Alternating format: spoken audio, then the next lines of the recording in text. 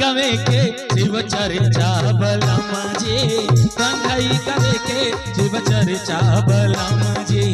आ गइल सावने लागे मन भावने, आ गइल सावने लागे मन भावने।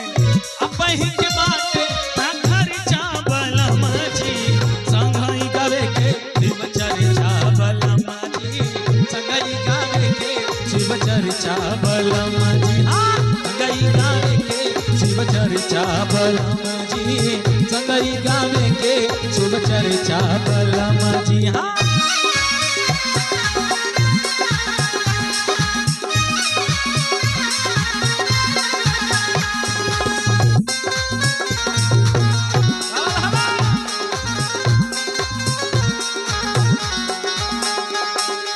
बड़ा प्रेम से समझावतरी मलकाइन कहतरी ये राजा जी सुनी ना का कहतरी ए भोला के भक्ति में थाकी ना शरीरिया,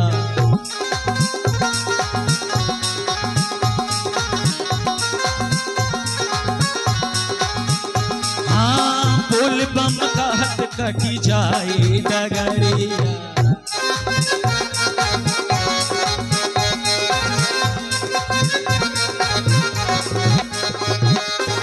संगे संगे ऑपरेटरो चल रहा बा, लेकिन हंसत नहीं बा, ये बात के दुख बा।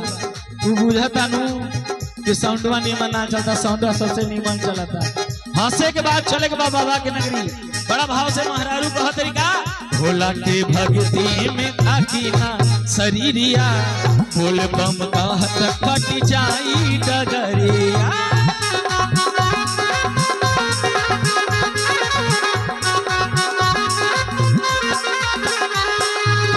घूमी घूमी माखल जाई,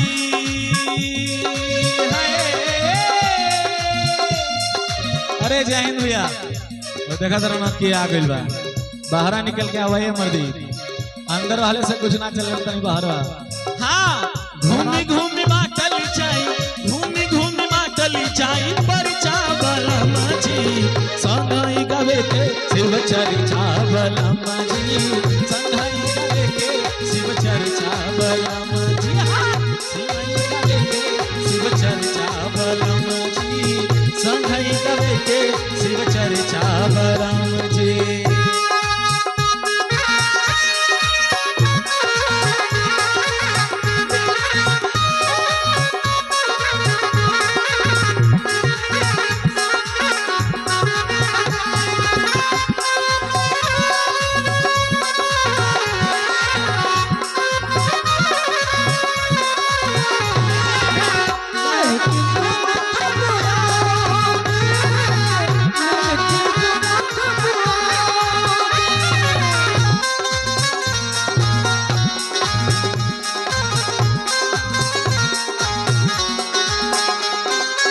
देखिए सावन बड़ा कमे दिन रह गए ऐसे नहीं ए जयचा छठू भैया मलकाइन के समझावा था कहत नहीं का बीत जाई सावन तो होई अफसोस हो, हमरे के राजा जानी दे दौर दोष हो।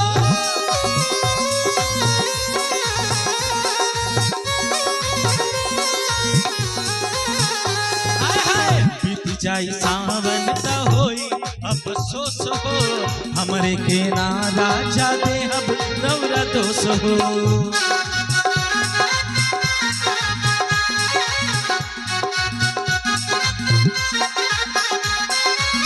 केहू असली भले है,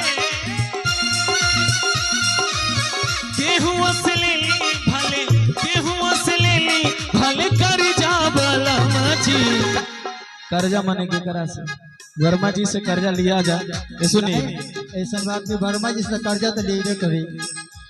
हमारे विद्यालय के यहाँ के बनी ओम प्रकाश भैया बहुत ही दिलदार आदमी है, कर्जा बड़ा दिला सूद को। हाँ तो सूदिये पे दिया जा, अगले सावन में सूद समेत लौटा दे।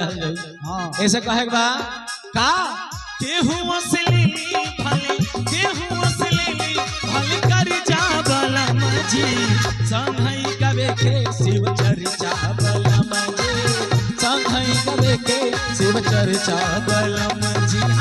संघई कवे के शिव चर्चा बलम जी, संघई कवे के शिव जी हाँ आ गई सावन लागे मन भावन साल भर में सबसे भीतर हवे पावन चली देव घरे करे चली देव घरे करे खर्चा बलमा जी संघई कवे के शिव चर्चा बलमा जी हाँ संघई कवे के शिव चर्चा बलमा जी हाँ संघई कवे के शिव चर्चा बलमा जी संघई कवे के शिव चर्चा बलमा जी हाँ संघई कवे के शिव चर्चा बलमा जी संघई कवे के शिव चर्चा बलमा जी।